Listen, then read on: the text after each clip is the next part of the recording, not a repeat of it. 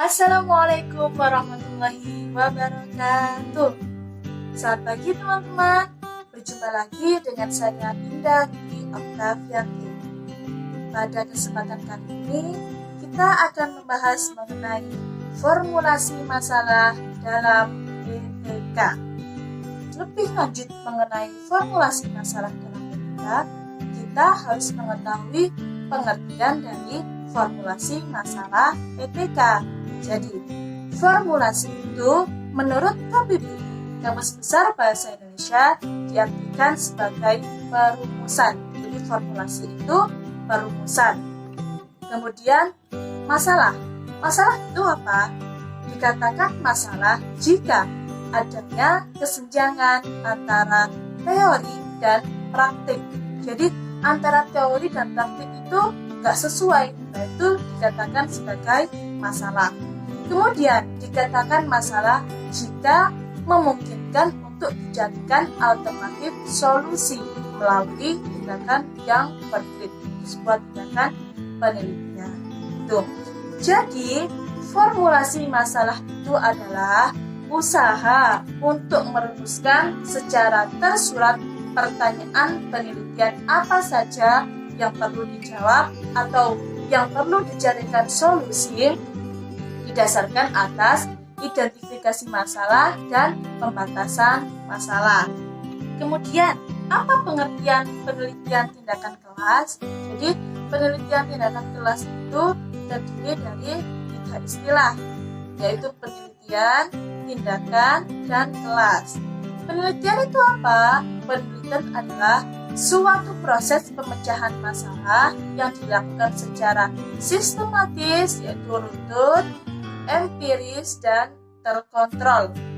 Kemudian tindakan itu apa? Tindakan yaitu perlakuan tertentu yang dilakukan oleh peneliti. Dalam hal ini, kalau penelitian tindakan kelas, penelitinya adalah guru.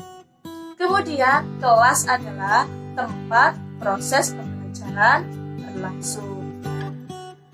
Jadi, pengertian formulasi masalah dalam PTK itu adalah upaya untuk merumuskan berbagai hal yang berkaitan dengan masalah-masalah yang terjadi di kelas yang akan dijawab atau yang akan dicarikan solusinya setelah tindakan dilakukan. Itu tindakan penelitian. Itu arti dari formulasi masalah PTK.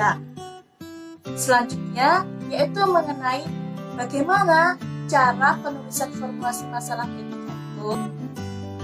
Dalam penulisan formulasi masalah terdapat ketentuan yang biasanya berlaku ketika memformulasikan masalah. Yang pertama yaitu aspek substansi. Aspek substansi itu adalah nilai kegunaan atau manfaat pemecahan masalah melalui tindakan penelitian tersebut. Jadi masalah dalam penelitian tersebut itu nilai gunanya itu apa? Jika memang berguna, nah itu dilakukan penelitian. Kemudian yang kedua yaitu aspek formulasi.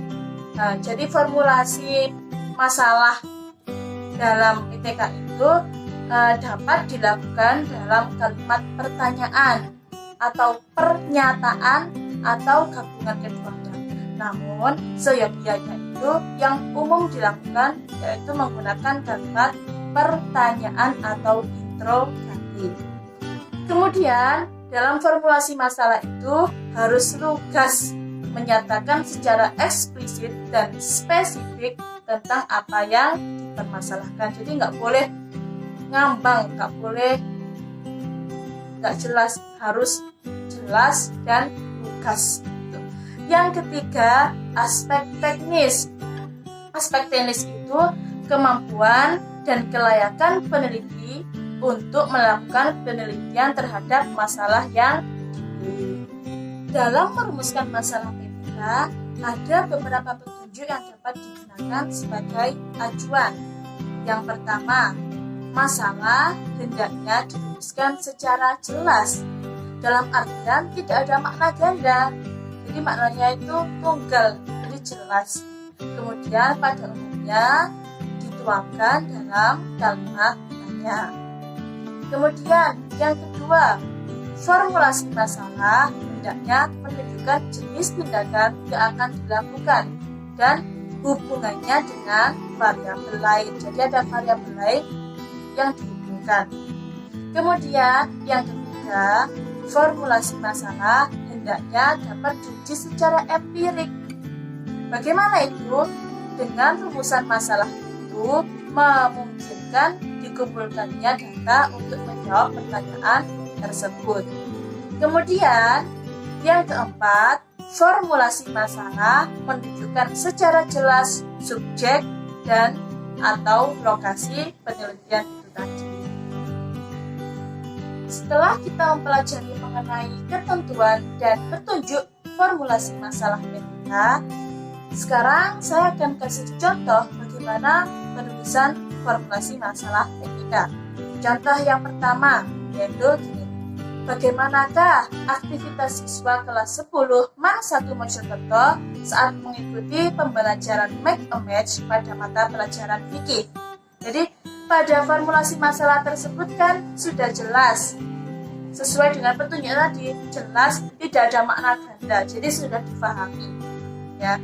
Kemudian itu juga menunjukkan secara jelas subjeknya itu jelas, lokasi penelitiannya juga jelas. Nah, kemudian formulasi masalah tersebut itu juga bisa diujikan secara empirik, kan bisa dikumpulkan data untuk menjawab pertanyaan tersebut. Nah, tadi contoh formulasi masalah PTK. Kemudian contoh selanjutnya yaitu ini. Bagaimanakah pengelolaan pembelajaran yang dilakukan guru saat melaksanakan pembelajaran Make a Match mata pelajaran fikih? Nah, itu kan sudah jelas.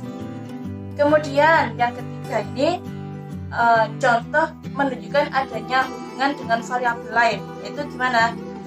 Apakah penggunaan pembelajaran Make a Match dapat meningkatkan hasil belajar fikih siswa kelas 10 MAN 1 Mojokerto?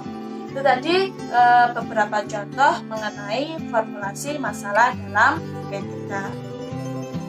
Selanjutnya kita akan membahas mengenai tujuan dan manfaat formulasi masalah.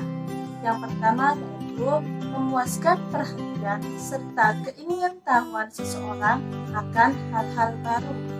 Kemudian yang kedua, meletakkan dasar untuk memecahkan penemuan penelitian sebelumnya ataupun dasar untuk penelitian selanjutnya. Yang ketiga, menyediakan sesuatu yang bermanfaat, karena pada dasarnya hasil dari penelitian ini nanti dimanfaatkan oleh orang banyak. Kemudian untuk tujuan dari formulasi masalah PTK sendiri itu untuk mengatasi kendala-kendala yang ada di dalam kelas dan juga memperbaiki kinerja guru sehingga mencapai hasil belajar yang maksimal. Itu tadi penjelasan mengenai formulasi masalah dalam PTK. Semoga sedikit ilmu yang saya berikan bisa membawa manfaat dan berkah buat kita semua. Kurang lebihnya saya mohon maaf. Wassalamualaikum warahmatullahi wabarakatuh. See you next time.